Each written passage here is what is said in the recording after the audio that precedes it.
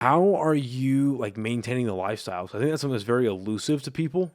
You know what I mean? Of being in entertainment, being in the creative space. Like, what do you like? Is it all like contract based work? Is it all like kind of stuff like that, or is it just Debt.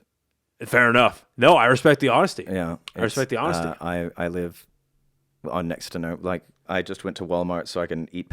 I bought pepperonis and cheese sticks so that when I'm driving I can eat that. I don't go out to eat. Yeah, I don't go out normally unless it's to open mics or something. When I am traveling, I sleep on my friends' couches. Yeah, I'm in it. I'm living the dream. I mean, fuck, dude. If that's what you love and you love doing it so yeah. much that you could be a nomad like that, I mean, honestly, all the respect in the world for the transparency because other people, myself included, I'm working my way out of the 9 to 5. But yeah, a lot of people sit in the 9 to 5 and think, well, I wish I could do the X, Y, and Z. Oh, But it takes a lot of sacrifice, yeah. and you're not the only story like that. Like Annie Letterman has a really good joke about it. She goes, "Yeah, I remember she goes, I decided to live in my car in LA for however long, and I remember telling myself, you know what, this is gonna be a chapter of the book. So finally, I made it out, got an apartment, I was happy, but I moved back into my car, and I thought maybe there won't be a book." Yeah, I mean, I live out of my car more often than I'm in LA. Yeah. Yeah, I was just talking about how I was going to sleep in Sedona until I realized that once the night comes, because it wasn't too bad. It was snowing, you know, it was just a couple of days ago. It was snowing and that's fine. And I was like, oh, this is not too bad. It's not too cold. But as soon as the sun set, it just got freezing cold. Oh yeah. Yeah, but that's the thing. Like, I'll just be on the road and I'll be like, oh, I'll just sleep in my car. Fuck it. Yeah. Yeah, it'll save me $70 on a hotel room, and who cares? And then I can just wake up and get back on the road. And then, like for New Orleans, I do work over there sometimes. Like I work at a tattoo shop over there called Electric Ladyland. It's like this world famous tattoo shop. I've heard that name. Yeah. Yeah, it's pretty famous. And then you know, I'll get acting roles every now and then. Nice. And that's also nice because that pays all right. Pays pretty good. I can get $140 hotel after I do Yeah, that. exactly. Yeah. No, I still sleep in my car because I don't want to be late. Remember, Right, you got to yeah. be on time. I've actually slept outside of the place that we were outside of the studio where we were filming the Native commercial. I just slept on the street because I was like, I don't want to be late.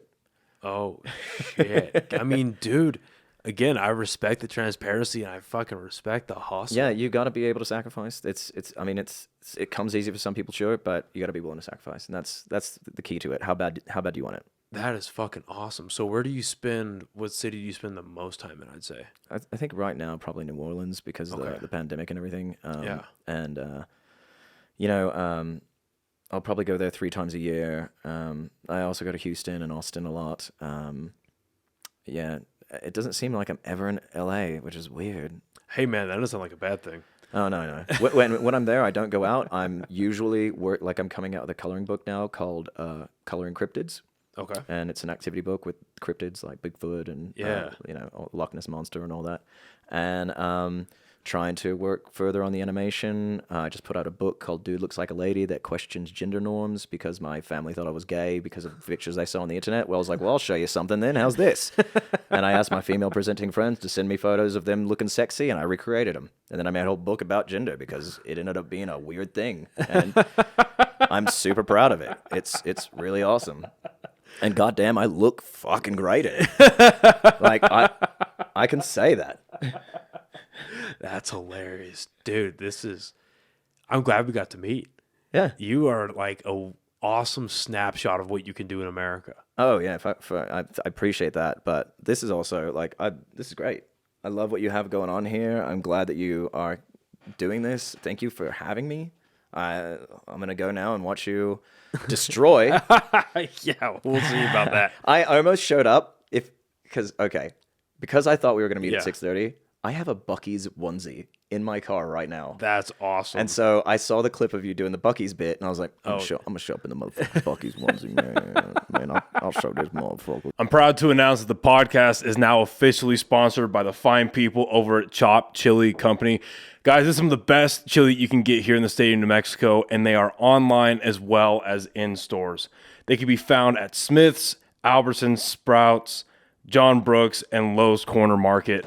They have 3 amazing flavors that you see here, and they also have frozen green chili that you can get online. Go on over to the website, chopchilico.com, and get yourself some amazing chili today.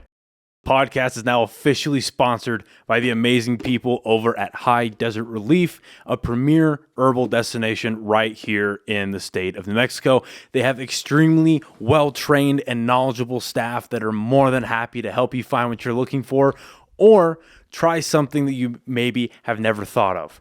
They have 2 locations here in Albuquerque, 1 in Santa Fe. All 3 will be listed right here and in the description of this episode. All 3 offering legendary products at absolutely legendary prices, including this awesome merch that they were so kind enough to gift me here. All of this can be found at all 3 of their locations.